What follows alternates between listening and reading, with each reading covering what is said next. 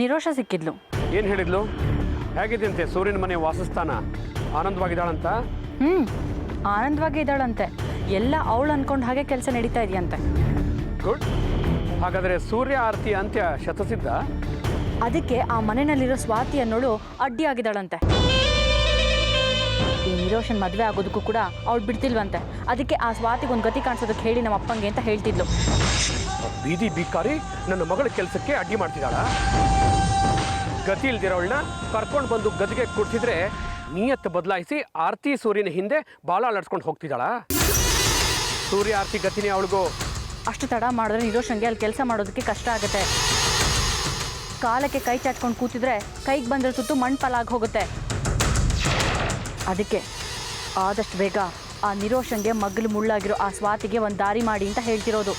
ಸ್ವಾತಿನ ನಿವಾರಿಸೋದು ದೊಡ್ಡ ವಿಷಯ ಅಲ್ಲ. ಈಗ ನಾವು ಅವಳನ್ನು ಮುಗಿಸಿದ್ರೆ ಮೊದಲು ಅನುಮಾನ ಬರೋದು ನಿರೋಷ ಮೇಲೆ. ಆ ಅನುಮಾನ ನಿಜ ಆದರೆ ನಾನು ನೀನು ನಿರೋಷ 3 ಜನನೂ ಕಂಬಿ ಎಣಿಸ್ಬೇಕಾಗತ್ತೆ. ಸಮಯ ಬರೋವರೆಗೂ ತಾಳ್ಮೆಯಿಂದ ಕಾಯೋದಕ್ಕೆ ಹೇಳು. ಹಾಗಾದ್ರೆ ಆ ಸ್ವಾತಿ ತಂಟೆಗೆ ಹೋಗಬೇಡ ಅಂತ ಈಗ ನಿರೋಷ ಹೇಳಬೇಕಾ? ತಂಟೆ ಮಾಡಲಿಲ್ಲ ಅಂದರೆ ತರಲೆ ಮಾಡೋ ಕೈಗೆ ನಾವೇ ಸಲಿಗೆ ಕೊಟ್ಟಾಗತ್ತೆ. ನಿರೋಷಗೆ ಒಂದು ಕೆಲಸ ಮಾಡೋದಕ್ಕೆ ಹೇಳು. ಸ್ವಾತಿಗೆ ಎಷ್ಟೆಲ್ಲ ಅವಮಾನ ಮಾಡೋಕ್ಕೆ ಸಾಧ್ಯ ಇದೆಯೋ, ಎಷ್ಟೆಲ್ಲ ಕಷ್ಟ ಕೊಡೋಕ್ಕೆ ಸಾಧ್ಯ ಇದೆಯೋ ಅಷ್ಟು ಕೊಡೋದಕ್ಕೆ ಹೇಳು. ಅವಳು ಅವಮಾನಗಳನ್ನ ತಡೆಯೋಕ್ಕಾಗದೆ, ಕಷ್ಟಗಳನ್ನ ಸಹಿಸೋಕ್ಕಾಗದೆ ಮನೆ ಬಿಟ್ಟು ಹೋಗಬೇಕು. ಸರಿ, ಹೇಳ್ತೀನಿ.